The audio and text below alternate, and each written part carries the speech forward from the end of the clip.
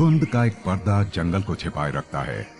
ये पेड़ों की शाखाओं से देखने वाली आंखों से पूरे नजारे को जैसे छिपाए रखता है।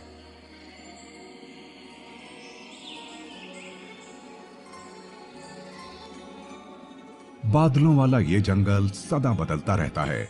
ये कभी स्थायी लगता है तो कभी किसी पहेली जैसा नमी और धूप के बीच झूलती सी एक जगह, जहां हालात कभी एक से नहीं लगते।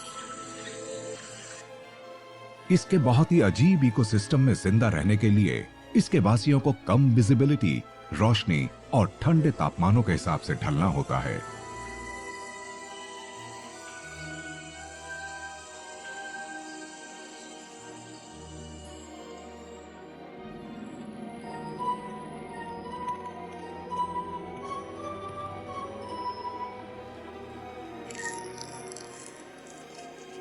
यहाँ के जीव जंतु लुका छिपी का खेल खेलते रहते हैं।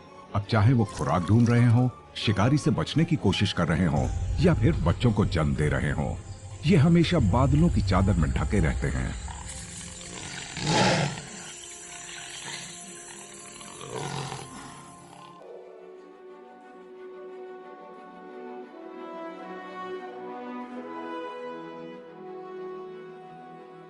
अमेरिका के ट्रॉपिकल क्लाउड फॉरेस्ट्स एक कॉन्टिनेंट के तौर पर माउंटेन रेंजेस से जुड़े हुए हैं और एंडीज हैं इनमें शिखर पर।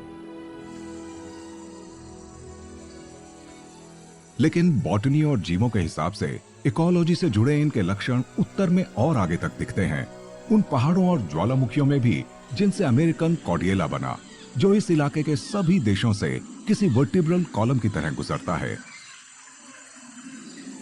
यहाँ ऐसी स्थितियां हैं जिनसे क्लाउड जंगल्स खूब फलते फूलते हैं।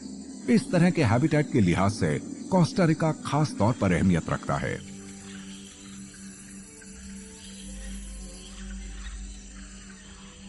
दूर दराज मौजूद साउथ अमेरिका और इस इलाके दोनों में जो चीज कॉमन है वो है बादल और धुंध। पहाड़ी इलाकों में उगने वाले ट्रॉपिकल जंगलों के अपने खास इकोलॉजिकल लक्षण हैं।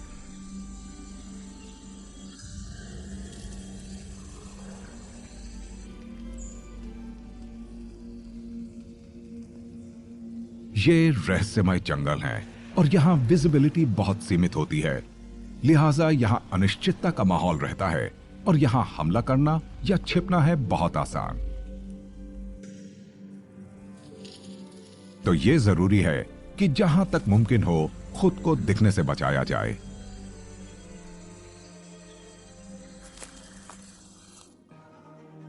इन जंगलों में बादल तो जैसे हमेशा बने रहते हैं, जिससे सोलर रेडिएशन घटता है, पर साथ ही ट्रॉपिकल इलाकों में नमी की कमी का भी इलाज हो जाता है। तो क्लाउडी जंगल इसलिए एकदम ताजा तरीन और नम जन्नत जैसे हैं।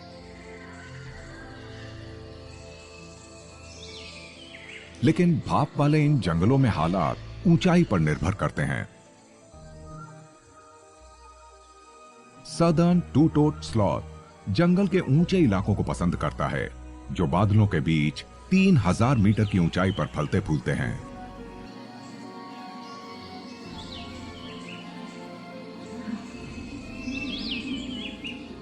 इसकी लंबी, मोटी और लहरदार फर इसे गर्म रखती है और बादलों वाले इस जंगल में सूखा भी। इस उत्सुक मैमल के बेहद धीमेपन के पीछे जो कारण है वो है कम कैलोरी वाली इसकी खुराक, जिसमें बस पत्तियां ही होती हैं।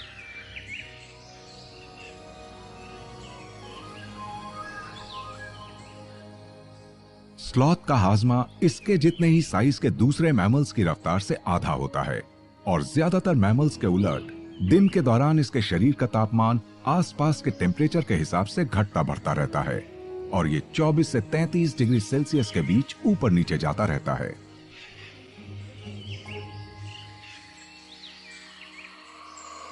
अपने आसपास के माहौल के हिसाब से शरीर के टेम्परेचर को कंट्रोल करने की इसकी काबिलियत एनर्जी को बचाने के लिए एक जरूरी बदलाव है।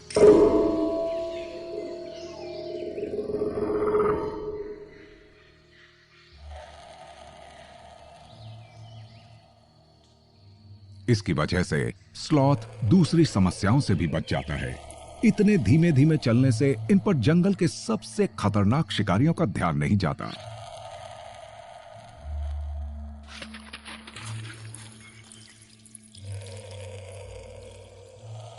बादलों और धुंध वाले इस जंगल में दूसरे ज्यादा एक्टिव और तेज रफ्तार वाले जानवर भी रहते हैं, जैसे कि व्हाइट हेडेड कैपुचिन मंकीज।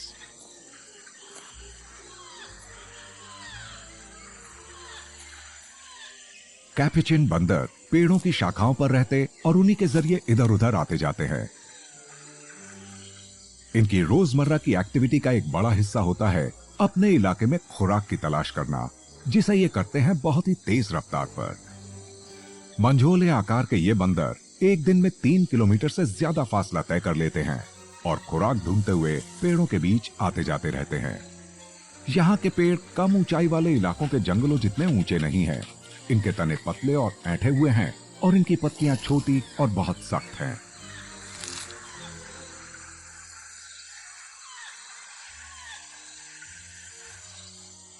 बादलों वाले इस जंगल में एपिफिटिक प्लांट्स बहुत आम हैं, जो पैरासिटिक प्लांट्स के विपरीत अपने मेजबान पेड़ों को सिर्फ सहारे के लिए इस्तेमाल करते हैं और हर चीज को एक बहुत ही शानदार अपहोल्स्ट्री से ढक देते हैं। सिर्फ कोस्टा रिका में ही लाइकेंस और फर्न्स के अलावा ऑर्किड्स की 1500 से ज्यादा किस्में हैं और ब्रोमेलिएट्स की 200 से ज्यादा प्रजातियां हैं।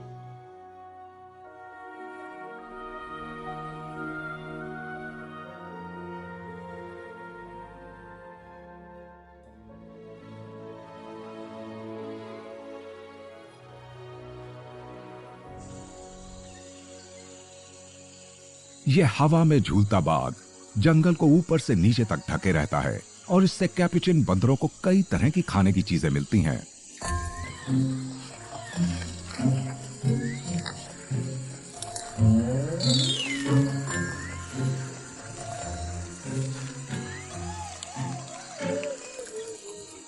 इनकी खुराक में छोटे जानवर भी हैं, सभी तरह के फल और पौधे भी और दूसरी कई चीजें भी।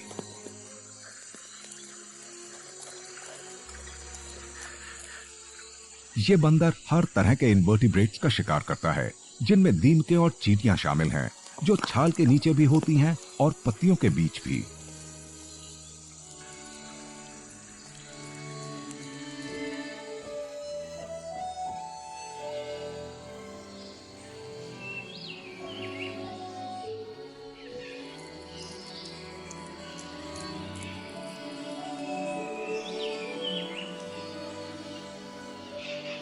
कैपुचिन बंदर 2000 मीटर से कम की ऊंचाई पर रहते हैं और जंगल के ऊपरी हिस्सों को एक्सप्लोर नहीं करते।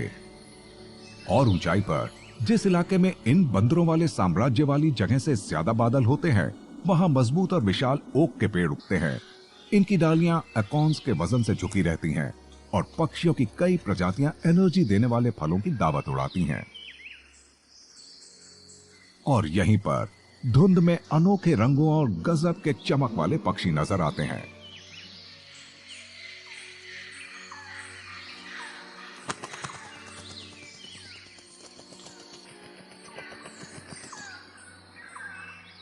ये हैं रिस्प्लेंडेंट क्वेट्ज़ल्स। क्वेटल का बर्ताव फुर्तीले कैपुचिन के फुर्तीलेपन से बिल्कुल अलग तरह का होता है। इन्हें कुदरत ने ना तो छिपने की खूबियां दी हैं और ना ये ऐसा करने की कोशिश करते हैं। इनके चमकदार हरे रंग और उनके प्लमिश के क्रिम्सन कलर चटक और भड़कीले होते हैं और ये बात उन्हें जंगल के सबसे आकर्षक जीवों में से एक बनाती है। ये पेड़ों में ऊंचाई पर बैठकर अपने आसपास से गुजरने वालों को देखते रहते हैं। परसेया कायरुलेया एक तरह का एवोकाडो का पेड़ है। ये क्वेट्ज़ल और इस जंगल में रहने वाले कई और पक्षियों की खुराक का एक बुनियादी हिस्सा मुहैया कराता है, जैसे कि ग्रीन टुकानेट्स।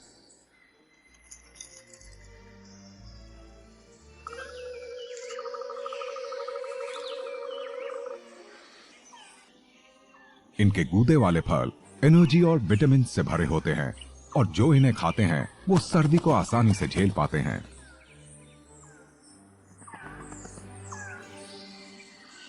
क्वेटल अपने छोटे पंजों का इस्तेमाल डालियों को पकड़ने के लिए करता है। ये जमीन पर चल नहीं सकते, तो इन्हें अपनी खुराक मोशन में रहते हुए ही हासिल करनी होती है। तो क्वेटल उड़ते उड़ते ही फलों को पकड़ने की कोशिश करते हैं, जैसे शिकारी पक्षी आसमान से या किसी शाखा से छोटे जानवरों को पकड़ते हैं। जब ये फल जैसी अपनी खुराक को पा लेते हैं, तो फिर इन्हें उसे निगलने में काफी मेहनत करनी पड़ती है।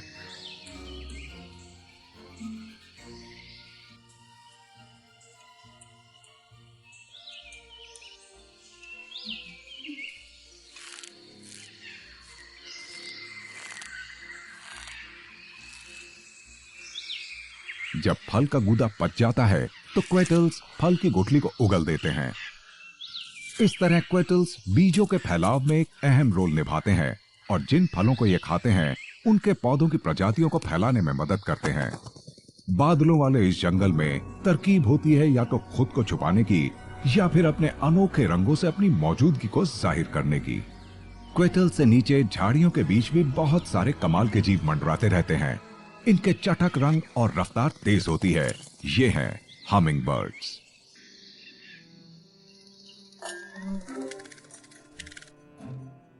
क्वेटल के मुकाबले हमिंग बर्ड्स जैसे आग की लपटों की तरह इधर से उधर मंडराती रहती हैं। ये छोटे पक्षी सिर्फ बादलों वाले इन जंगलों में ही नहीं मिलते, लेकिन यहाँ इनकी काफी प्रजातियां नजर आती हैं। ये एक बहुत ही खास चीज से खुराक लेते हैं। ये हैं जंगल के लटकते हुए फूल। कुछ हमिंग बर्ड्स और पौधे एक दूसरे के साथ विकसित हुए हैं और इन्होंने आपस में एक फायदेमंद रिश्ता कायम कर लिया है। ये पक्षी फूलों से एनर्जी और न्यूट्रिएंट से भरपूर नेक्टर को खुराक बनाते हैं और बदले में फूलों को पॉलिनेट करके उनके फर्टिलाइजेशन को सुनिश्चित करते हैं। हमिंग बर्ड की हर प्रजाति की चोंच अलग ढंग से विकसित हुई है, उन फूलों के आकार प्रकार के हिसाब से जिनसे इन्हें खुराक मिलती है। हमिंग बर्ड्स का हाजमा बहुत तेज होता है। इन ठंडे माहौलों में रहने वाली कुछ प्रजातियों में आराम करने या सोने के दौरान अपने शरीर के तापमान को कम करने की काबिलियत आ गई है, ताकि वो जरूरी ऊर्जा को बचा सकें।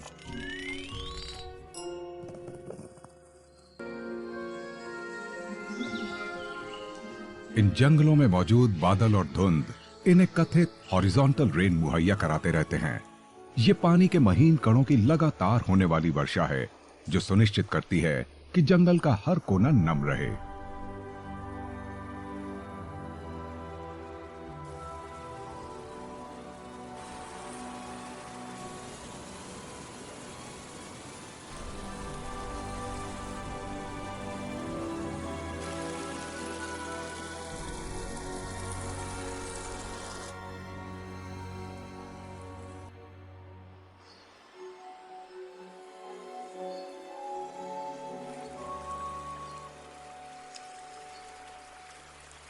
जंगल के ढलानों से बहुत सी जल धाराएं और नदियां नीचे की तरफ बहती रहती हैं।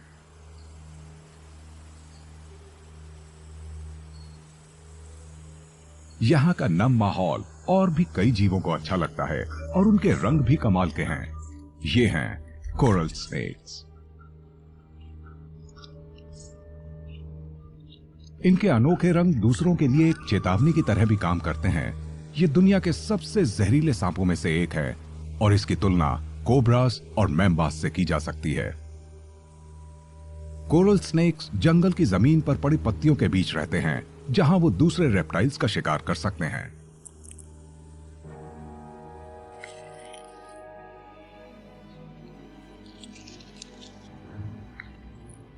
ये खासकर दूसरे सांपों का शिकार करते हैं, जिन्हें ये बार बार काटकर उनमें जानलेवा जहर झोंक देते हैं, जिससे इनका शिकार निष्क्रिय हो जाता है।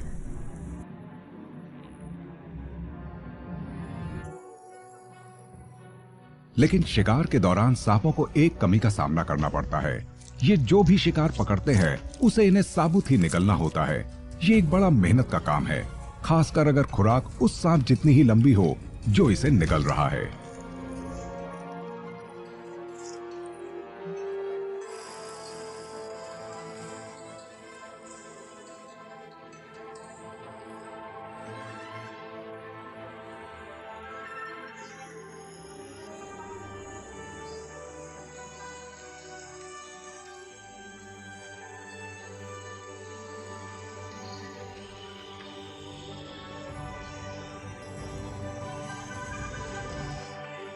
लेकिन इनकी मेहनत बेकार नहीं जाती, क्योंकि इस खुराक से अब सांप को कई हफ्ते तक कुछ खाना नहीं पड़ेगा।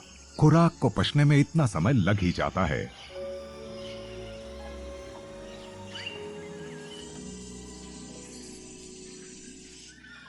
कोस्टा रिका के क्लाउड जंगल्स में जीवों की लगातार आवाजें सुनाई देती रहती हैं।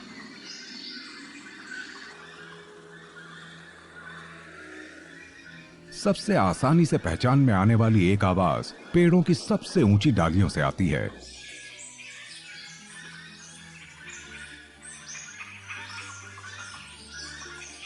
व्हाइट थ्रोटेड टूकैन्स एक खास तरह की आवाज से अपने इलाके की निशानदेही करते हैं।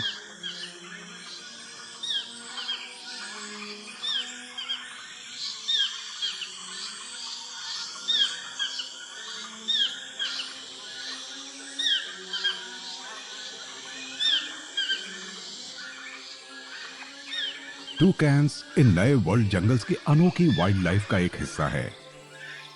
किसी टूकैन की सबसे खास पहचान होती है इसकी बड़ी और रंग बिरंगी चोंच, जो कई काम करती है।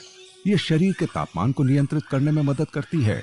इसका इस्तेमाल विजुअल सिग्नल्स देने के लिए होता है, और सबसे अहम बात, ये खाना इकट्ठा करने के लिए कमाल का औजार है। इसकी मदद से ये पक्षी ऐसी जगहों पर मौजूद पके हुए फल तक पहुंच जाते हैं जहां ये चढ़ नहीं सकते। जंगल में इन फलों की ही सबसे ज्यादा मांग होती है।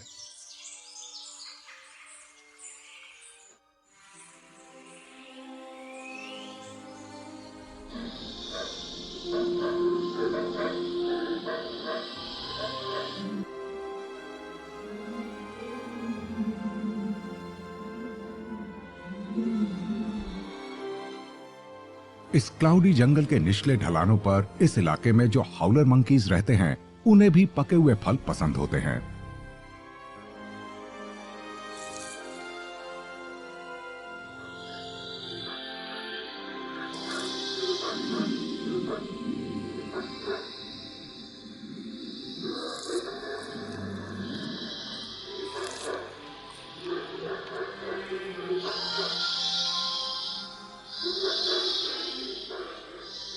ज्यादातर ये जंगल धुंध की चादर में लिपटा रहता है, लेकिन कभी कभार बादल हटते हैं, जिससे यहाँ के रहने वालों को खिली हुई धूप वाले कुछ घंटे नसीब हो पाते हैं।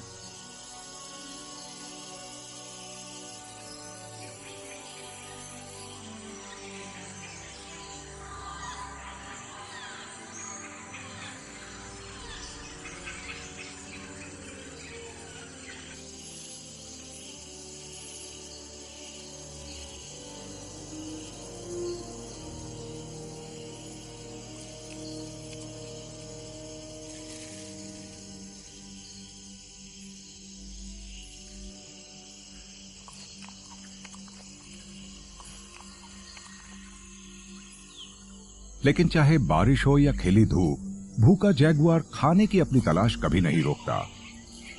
ये बड़ी खामोशी और एहतियात के साथ अपना गश्त जारी रखता है।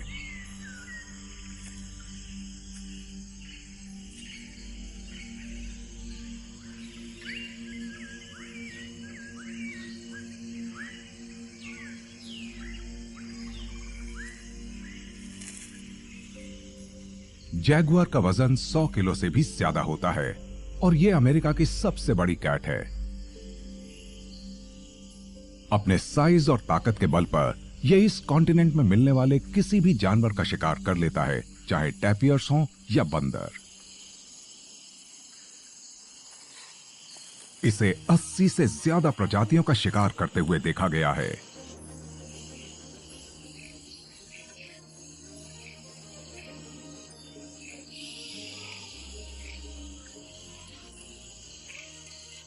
जैगुआर बहुत ही चौकन्ना जीव है, और जब यह जंगल में गश्त पर निकलता है तो कोई भी सुरक्षित नहीं होता।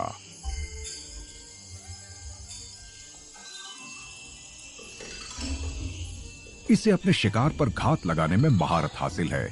यह मौका परस्त जीव है, और क्लाउडी जंगल में रहने वाली कोई भी प्रजाति अगर थोड़ी सी भी लापरवाही बरतती है तो यह उसका पूरा फायदा उठाता है।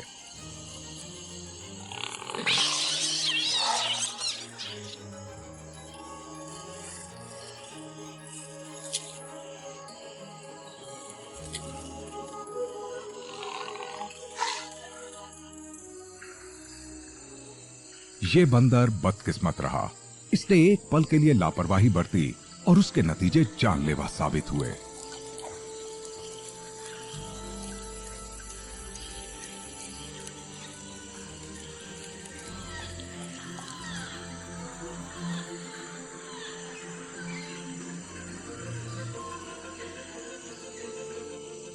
जंगल का कानून बेशक बेरहम लगता हो, पर उसके बिना इस इलाके में मिलने वाले जीवों का कमाल का और पेचीदा नेटवर्क बच ही नहीं पाएगा।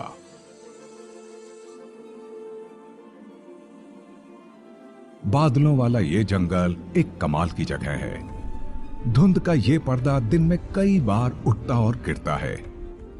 कभी कभी ये बहुत ही दुखदाई मंजरों का भी खुलासा करता है, और कभी ये एक ऐसी अनोखी दुनिया की दौलत, विविधता और खूबसूरती की झलक भी देता है जो पहाड़ों और आसमान के बीच जैसे झूलती सी लगती है।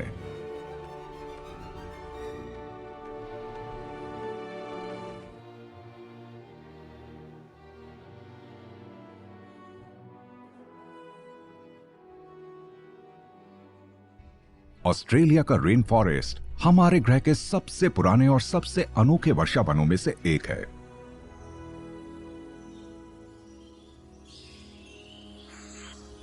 इसके अलग थलग होने की वजह से इस इलाके में रहने वाले कई जीव सिर्फ यहीं मिलते हैं, दुनिया में और कहीं नहीं। यहां पेड़ों की छांव में ऐसे जीव मंडराते हैं जो सुदूर अतीत की याद दिलाते हैं।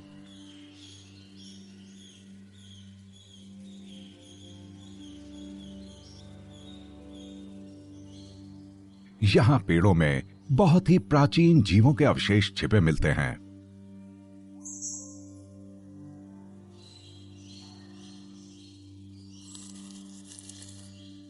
बहुत ही हल्की आवाज वाले फुटस्टेप्स हमें जैसे एक सपनों की दुनिया में ले जाते हैं, जब डायनासोर्स मौजूद हुआ करते थे।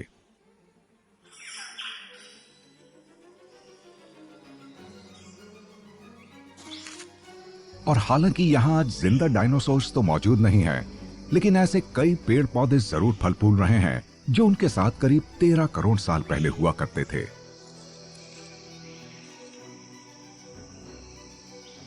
डेनट्री ट्रॉपिकल जंगल तब से अब तक बदला ही नहीं है, और इसके जमीनी पेड़ पौधों की विकास प्रक्रिया का हर हिस्सा यहां सुरक्षित रहा है।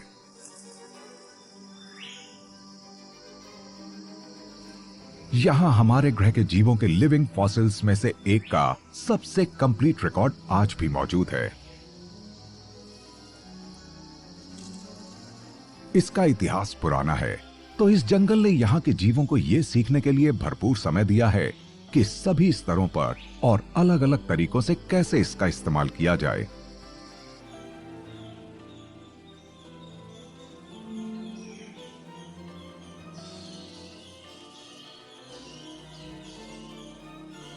पाइड इंपीरियल पिजन्स ये जानते हैं कि इस जंगल द्वारा मुहैया कराए जाने वाले सभी संसाधनों का कैसे फायदा उठाया जाए।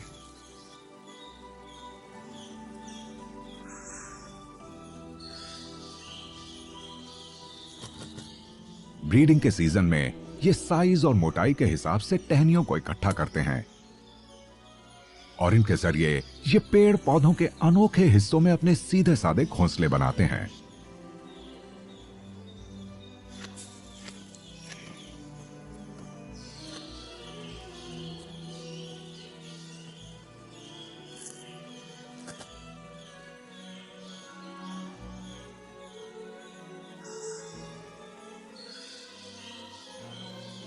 पाइड इंपीरियल पिजन्स बारिश के मौसम में इन जंगलों में ब्रीडिंग के लिए न्यू गिनी से आते हैं। घोंसला बन जाने पर फीमेल सिर्फ एक अंडा देती है, और माता पिता दोनों ही बड़े समर्पण भाव के साथ इसकी देखरेख करते हैं।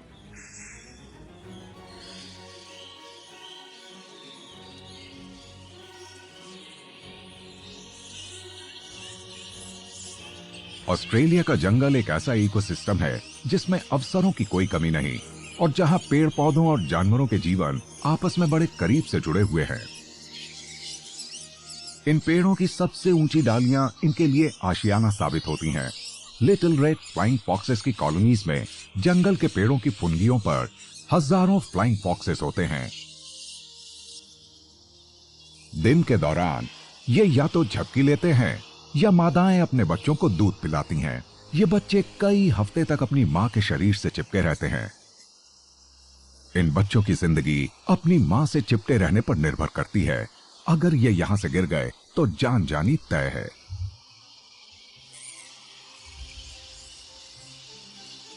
फ्लाइंग फॉक्सेस को कुदरत ने कमाल के पंजे दिए हैं। अपने नाखूनों के बल पर ये घंटों तक पेड़ों की डालियों को पकड़कर लटके रहते हैं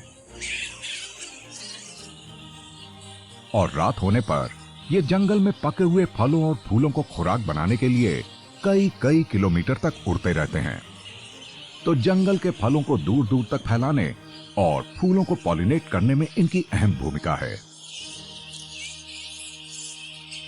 रात की अपनी उड़ान के बाद ये कई कई घंटे अपने फर की सफाई करते रहते हैं और दिन में आराम करने के अलावा फ्लाइंग फॉक्सेस दिल के मसले भी सुलझाते हैं।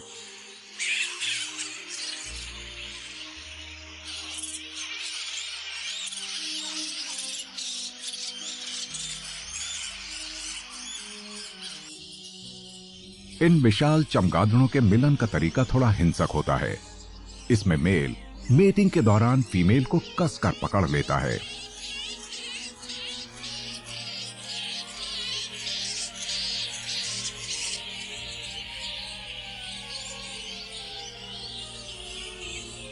ये ऑपरेशन एक दूसरे को छूने और लड़ाइयों के दौरान कई बार दोहराया जाता है।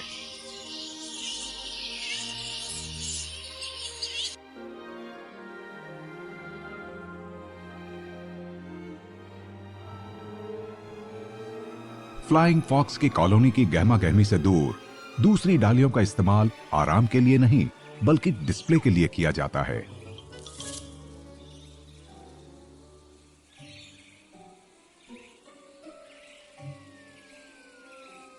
खूबसूरत पक्षियों को अगर खुद को दिखाना होता है तो इन्हें उसके लिए ऊंची डालियां चाहिए।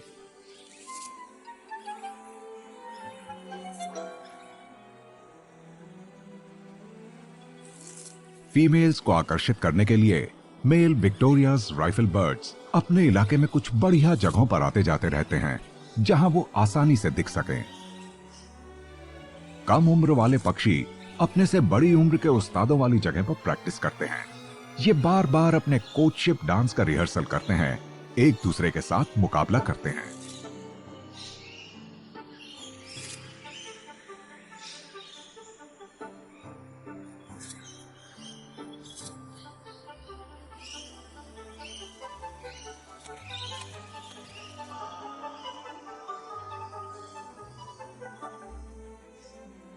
ऐसा करते समय इन डालियों और इलाकों का वयस्क मालिक जंगल के फल खाकर अपनी ताकत को बहाल करता रहता है।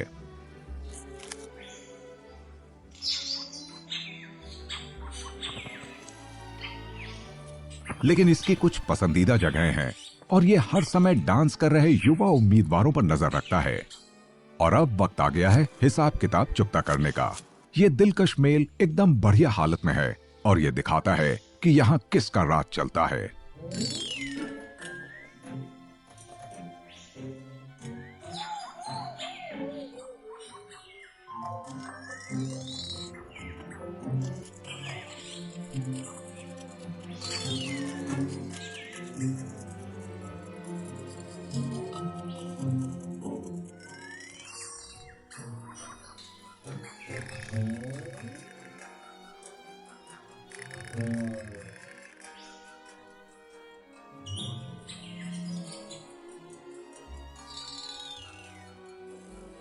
बड़े ध्यान के साथ मास्टर क्लास की शुरुआत होती है।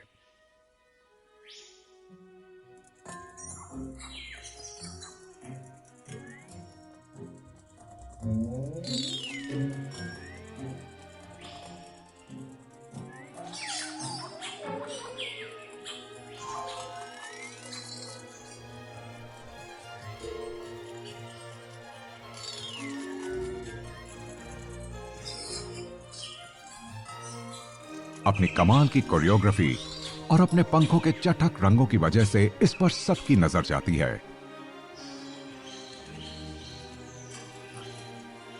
इसके जोशीले डांस की बदौलत ये एक ही समय में कई फीमेल्स को लुभा लेता है।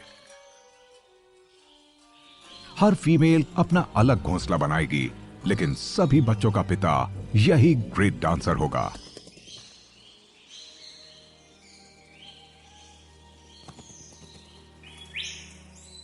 हालांकि वजन और फुर्ती के हिसाब से ये एक ही जंगल को शेयर करते हैं, लेकिन कैसोवरीज राइफल बर्ड के मुकाबले एकदम अलग हैं। ये बड़े पक्षी हमलावर तेवर के लिए जाने जाते हैं। कैसोवरी के पंजे के बीच में चाकू जैसा तेज नाखून होता है और एक किक में ही ये किसी शिकारी की जान ले सकती है। लेकिन इनका ये गुस्सा तभी देखने में आता है जब मामला खाने को बांटने का हो, और ये सिर्फ तनाव होने पर ही खतरनाक साबित होती हैं।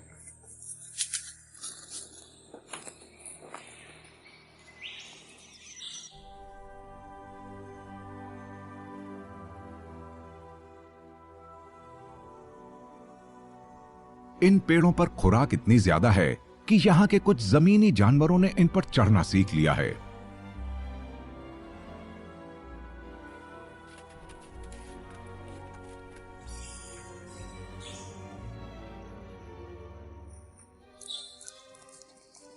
कुछ कंगारुओं ने सख्त और सूखे आउटबैक के मुकाबले इन डालियों को चुन लिया है।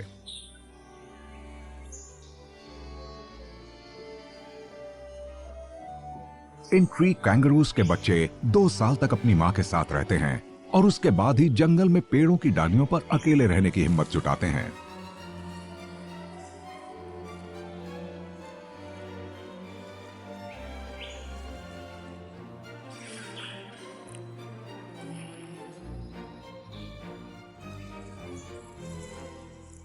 ट्री कैंगरूज बेशक दिखने में गोल मटोल और अजीब से लगते हैं, लेकिन सच ये है कि ये पेड़ों पर चढ़ने में बड़े माहिर होते हैं।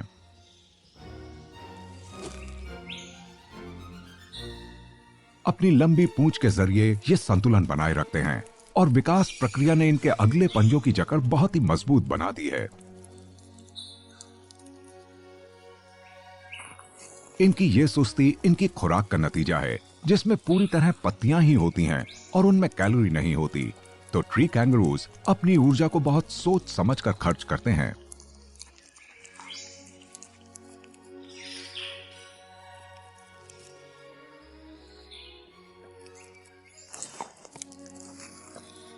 ट्री कैंगरूज अपने इलाके और अपनी खुराक दोनों को ही कई दूसरे उत्सुक जीवों के साथ बांटते हैं।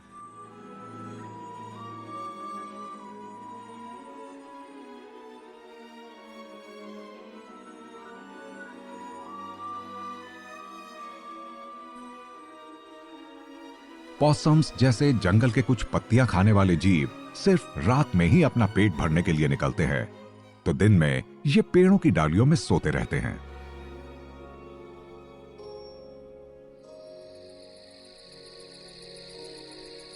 माउंटेन पिग्मी पॉसम हर दिन सिर्फ कुछ ही मीटर चलता है।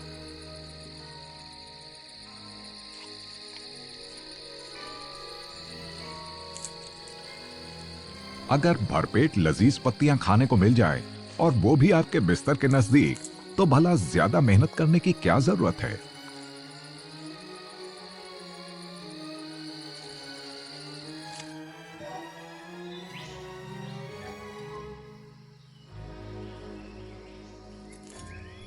इस बीच जमीन पर कैसोवरीज खुराक की तलाश में घूम रही हैं।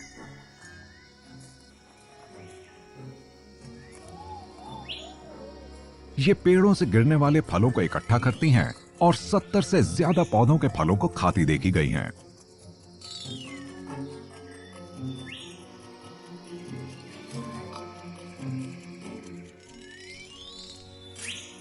एक दिन में कोई अडल्ट मेल सैकड़ों फलों और बेरीज को खा जाता है।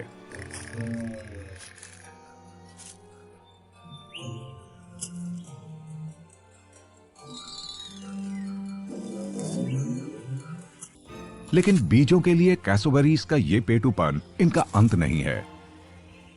ज्यादातर बीज कैसोवरीज के पेट से ज्यों के त्यों बाहर निकल आते हैं। सच ये है कि किसी बड़े पक्षी के पेट से बीजों का इस तरह निकलना बीजों के सक्रिय होने के लिए जरूरी है।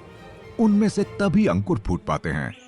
तो जब कैसोवरीज अपने इलाकों से फलों को खाते, पीते और मल करते हुए गुजरती हैं, तो वो जहां ये फल मिले थे वहां से कम 800 मीटर दूर तक उन्हें ले जाते हैं। पत्तियों के ढेरों पर पड़े पेड़ों के सड़ते हुए पुराने तने आशियाने बन गए हैं और इन घरों की भारी मांग है।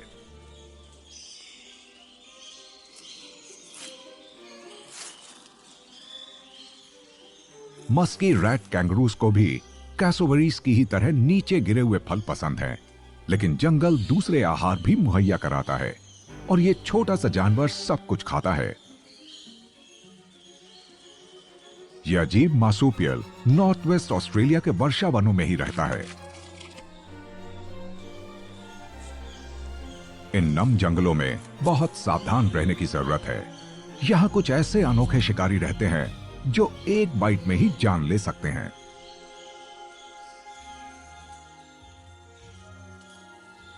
टाइगर क्वॉल सब कुछ खाने वाला मार्सुपियल है और यह बहुत ही खतरनाक होता है। रैट कैंगरूज की ही तरह ये भी रहने के लिए पुराने पेड़ों को इस्तेमाल करते हैं।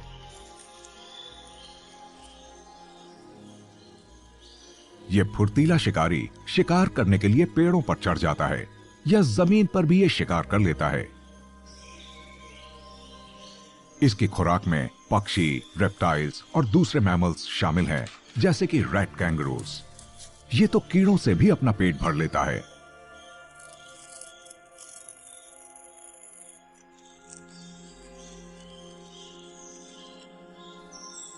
ये किसी भी समय शिकार कर लेता है, पर यह शाम और रात को शिकार करना पसंद करता है जब जंगल में अंधेरा होता है।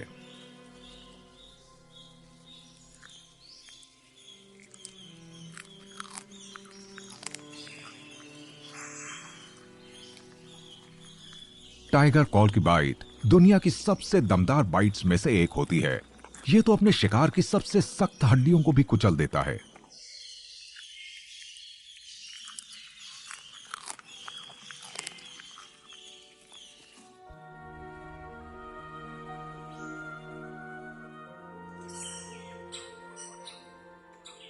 आदिम ऑस्ट्रेलियन रेन फॉरेस्ट दुनिया की एक अनोखी जगह है, जहां रहते हैं उड़ान न भरने वाले विशाल पक्षी, पेड़ों में रहते कंगारू और बहुत ही सुंदर पक्षी। और इन सब का रहने का अंदाज अलग है, पर इन सब में सबसे ओरिजिनल लगती है गोल्डन बावरबर्ड।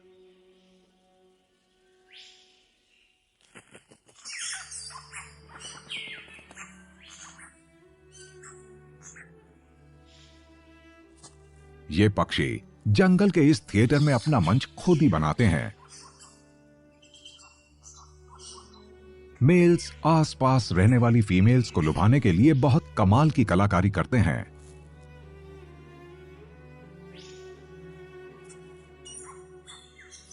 पक्षियों के साम्राज्य में इनका व्यवहार बहुत ही पेचीदा श्रेणी में रखा जा सकता है। जंगल बावरबर्ड को इनके घोंसलों के लिए जरूरी हर चीज मुहैया कराता है, जैसे कि छोटी टहनियां, घास के तिनके, लाइकेन और फूल।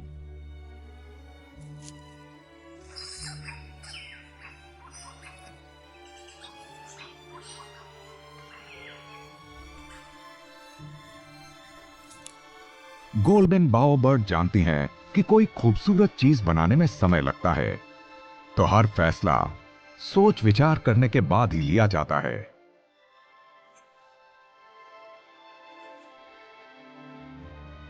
ऑस्ट्रेलियन रेन फॉरेस्ट अनोखे जीवों वाली एक कमाल की जन्नत है और चंद सदी पहले तक इन जानवरों की तरफ साइंस का ध्यान नहीं गया था।